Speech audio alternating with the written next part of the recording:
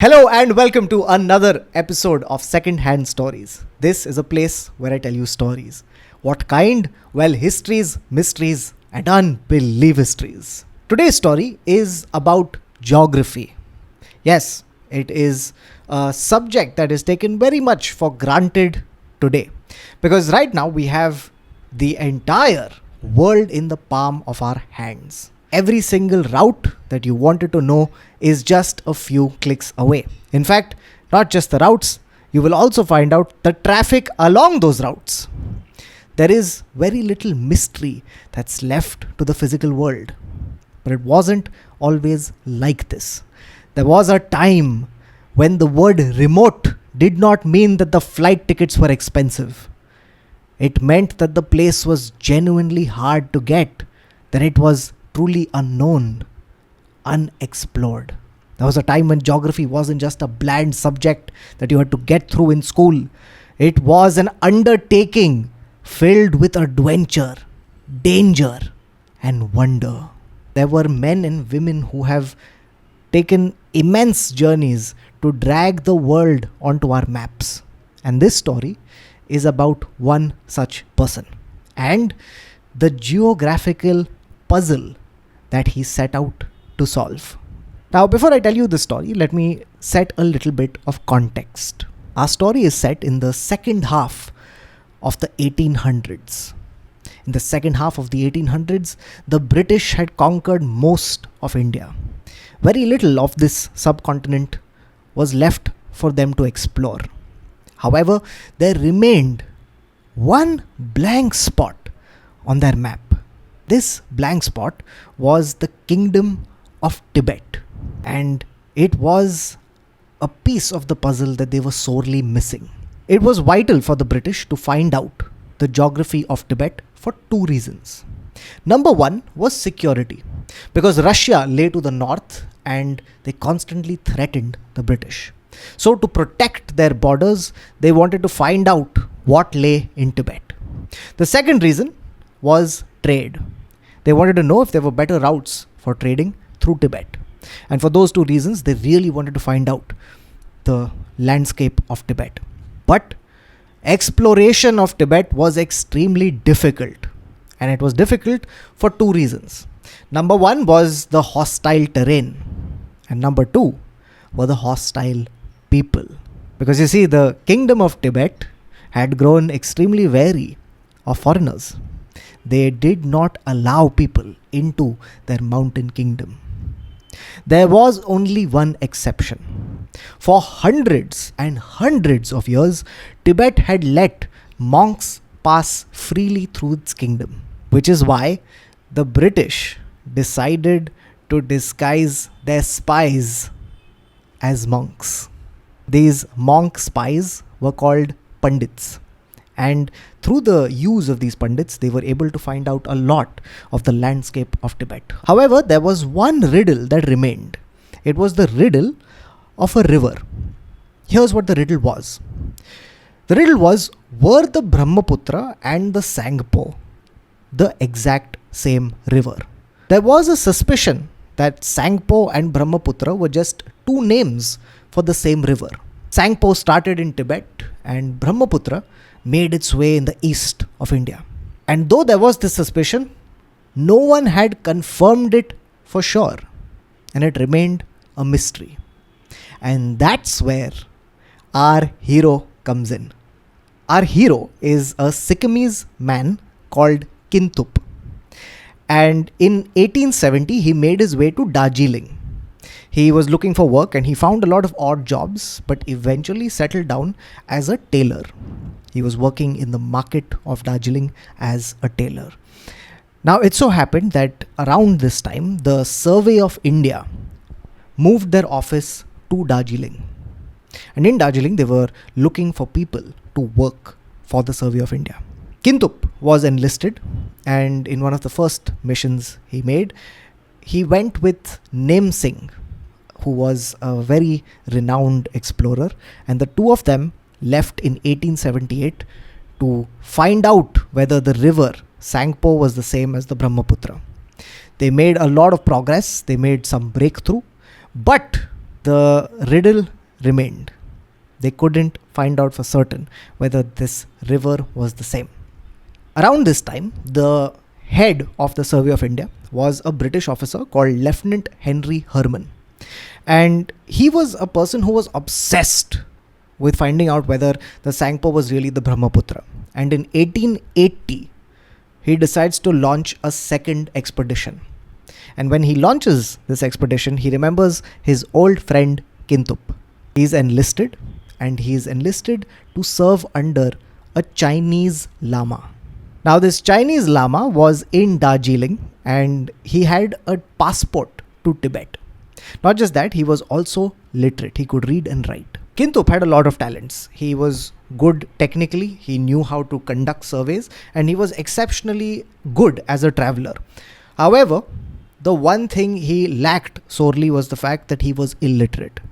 And which is why it was decided that the Chinese Lama would head this mission and Kinthup would accompany him disguised as his servant. The two men decide to set off in 1880. Kinthup has been told that it's going to be a mission that's going to last for 4 months, which is why he says goodbye to his wife and his kids, and he says he'll return in 4 months' time. The two men set off. They enter Tibet through Sikkim. They go through the Dongkia Pass, and after a few days of walking, they finally reach the Tibetan city of Lhasa. They spend some time there, and then they head out further, searching for the Sangpo. It's a difficult journey. It's an arduous trek. They have to go through vegetation and wilderness. Some nights they would stop at jikiops. Jikiops were sheds that were constructed by the government of Tibet for travelers. On the nights that they could not find jikiops, they would have to make do in nature. They slept in caves. They slept out in the wilderness. It was difficult, to say the very least. As the days start ticking by, the journey starts wearing the two men down. It's a long journey, something that the two men had not estimated. Soon, 3 months have passed, and their mission shows no signs of ending. The river keeps running, and the mountains keep wearing down their souls. And slowly, the real nature of the Lama starts appearing. The Lama had been worn down by the journey, and slowly he became irritable and abusive towards Kinthup. He starts treating him like he was not disguised as a servant, but he was really his servant. It's a difficult journey that Kinthup now has to make with a disagreeable companion. But they forge on. Eventually, they reach a village. This is the village of Thun Sung. And at this village, something incredible happens. The Chinese Lama falls in love. He falls in love with a woman from the Lopa tribe. And she's not just any woman. She happens to be the wife of the village head.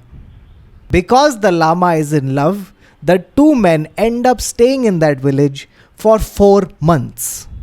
Thankfully, they are able to leave after 4 months without incident. The two men leave and they carry on, and eventually they reach a castle, and it's called the Zong. Now at the Zong, they're very eager to get in and stay there because at this point they're extremely tired and they've also run out of money.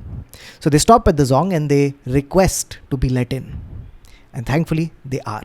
They enter the Zong, and now the Chinese Lama starts becoming extremely friendly with the chief of the Zong. It's a little too friendly and a little too suspicious. And then they stay there for 2 days. At the end of 2 days, the Chinese Lama says to Kinthup, he says that his heart is longing for the Lopa woman that they had just left behind. He wants to go and visit her so he can see her for one last time. Kinthup doesn't know what to make of this, but he clearly cannot stop the Chinese Lama. The Lama leaves and he heads back towards the village. The days start ticking by and the Lama shows no signs of returning. And slowly it dawns on Kinthup that the man has absconded. So he gathers up the courage and he goes up to the chief of the Zong and he says, "My master has gone. I don't know when he'll return. If you can hand me my possessions, I would like to leave." At this point, the chief of the Zong laughs and he says, "Neither will your master return and nor will you leave."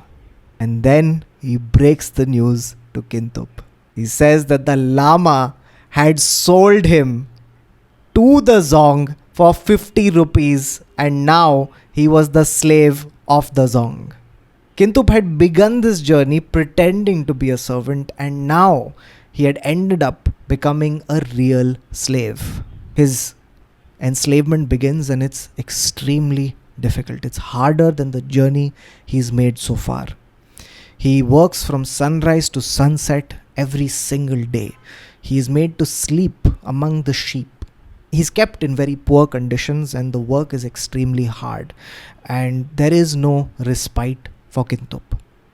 On the few days where he would find the time, he would take out a compass that he had hidden away from his captors and he would look at the needle as it frantically searched for north. Although all this time had passed, although so many things had happened, Kinthup had not forgotten his mission and he longed one day to finish it and return home. And soon he would get his opportunity. 6 months into his captivity, Kinthup is told to go and fetch firewood from the forest. And that's the chance he was looking for. He darts into the woods and he makes his escape. He runs through the woods and eventually finds his way to the river.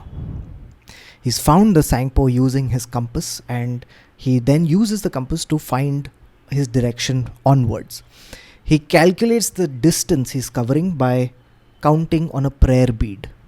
And he makes it a point to remember everything that he's seeing so that he can later report it when he gets back to India. And he sorely hopes to do just that. He walks for days along the Sangpo. 5 days later, he comes to an astounding sight. He sees the Sangpo leaping off these rocks. It's formed a waterfall, and as he looks below it, he sees that there's a spray of water, and on this spray, dancing across it, is a rainbow. It's a beautiful sight, and it must have been quite something for him to witness, tired and weary as he was. But he continues onwards. He's living on whatever he can find in the forest. He's scavenging and scrounging and staying alive.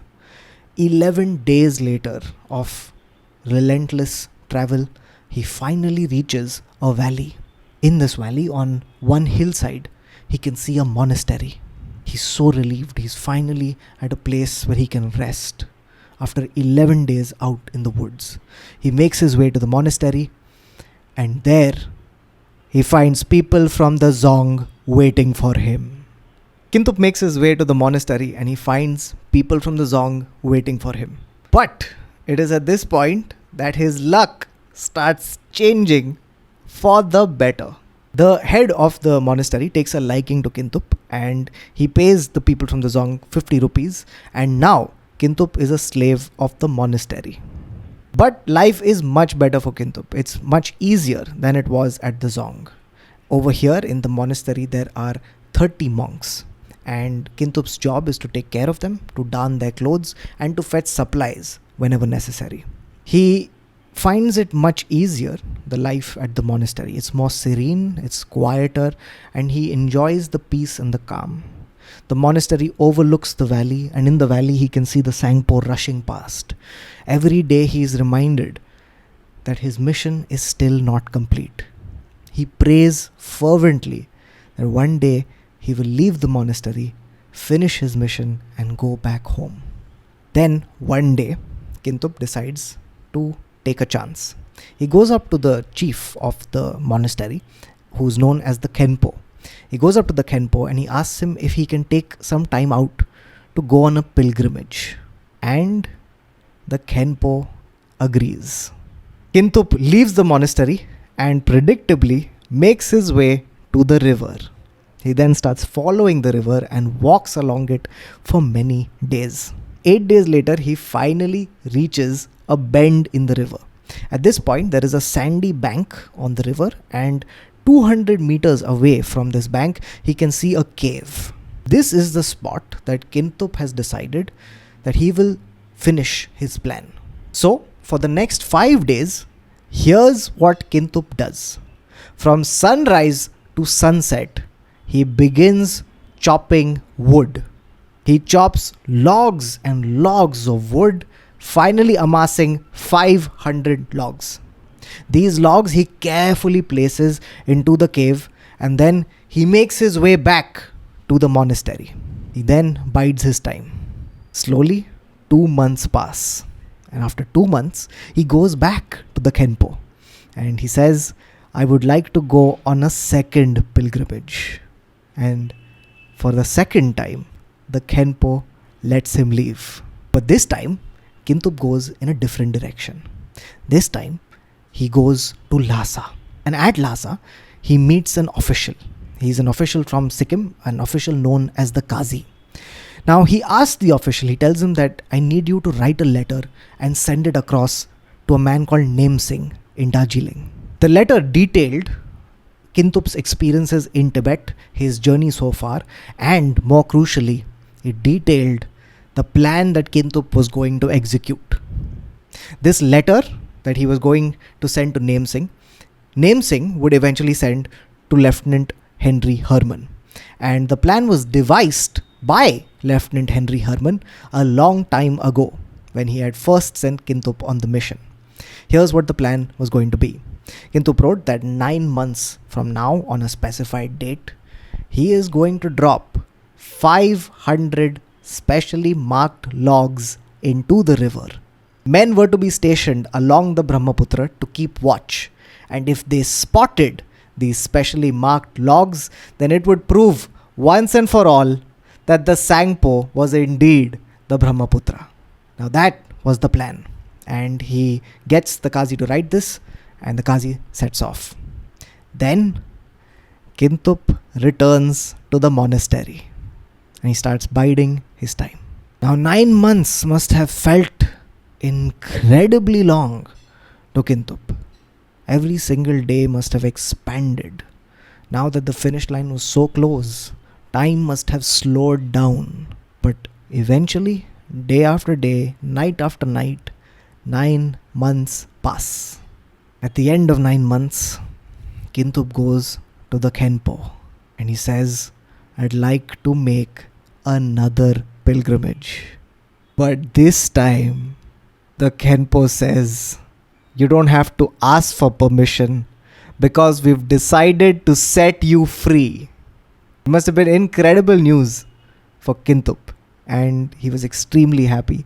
The monks gave him food and they gave him money, and before he set out on his journey, he prayed one last time at the monastery. He then sets out and again finds the river and follows it all the way to the cave. But it's raining now and the Sangpo has swollen. The water is reaching the cave, but thankfully the logs are still there. Now Kinthup gets to the logs and he takes out these special markers. These markers had been given to him by Lieutenant Henry Herman when he had first left on his journey. He had kept these markers safe for all this time. They were strapped to his body, and finally, after all these adventures, he had occasion to use them.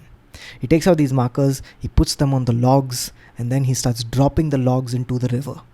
He drops 50 logs a day, and after 10 days, he's finished with all the logs. He then sets out on foot following this river, hoping that it would lead back to India. He makes his way all the way to a small village called Onlet, and over there, far in the distance, he can see the plains of India. But he can go no further because there are hostile tribes in the area. There's a particular tribe called the Abor who are extremely hostile, and fearing for his life, Kinthup turns back and follows the river all the way back to Lhasa. And from Lhasa, he makes his way into Darjeeling. He returned home in the year 1884. This mission was supposed to last 4 months, and it had ended up lasting 4 years. He finally makes his way back, and he must have been eager to find out whether he had succeeded or not. But there was to be one more ill-fated twist in this extremely ill-fated journey. The letter had been sent and it reached Name Singh, who forwarded it to the Survey of India. But before it arrived, Lieutenant Henry Herman, the chief of the Survey of India, had already left the country, and he was going to die of tuberculosis in Florence. So the letter remained unopened. The men were never sent to keep watch on the Brahmaputra, and the logs that Kinthup had dropped, they sailed past unnoticed. Kinthup is back in Darjeeling, and very quietly he resumes work again as a tailor. It would be 2 whole years before anybody from the Survey of India would reach out to Kinthup and debrief him on his mission. 2 years later, finally officials reach out to Kinthup and they ask him for a detailed version of his journey. And my God, did they get a detailed version. Because you see, the one amazing thing about Kinthup was that he had an incredible memory. From memory alone, he's able to reconstruct all the journeys he's made over 4 long years. He is able to tell them various locations. He's able to provide vivid descriptions of those locations. He gives them names, not just 1, not just 2, but hundreds. All of these things are noted down. And then decades later, Kinthup would be proved to be absolutely accurate. It was a testament to his technique, his tenacity, and his truthfulness that when a mission was mounted in 1913, they found almost everything to be exactly as Kinthup had stated it. Eventually, they would find out emphatically that yes, the Sangpo was the Brahmaputra. They were 2 names for the same river. And though Kinthup was not the man to conclusively prove it, he did push the needle forward in making this discovery happen.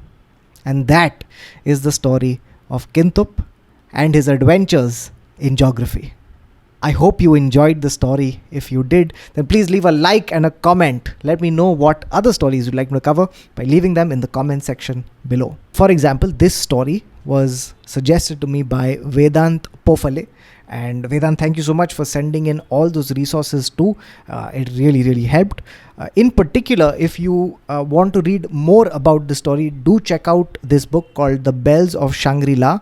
It's by Parimal Bhattacharya. He has this story in greater detail along with a lot of other fun stories from the sordid history of geography. So do check that out. And as usual, this episode is brought to you by My Career. If you'd like to support My Career, then do check the description out because you will find ticket links for shows I'll be doing. Also, if you'd like to support the channel, then do consider becoming a member.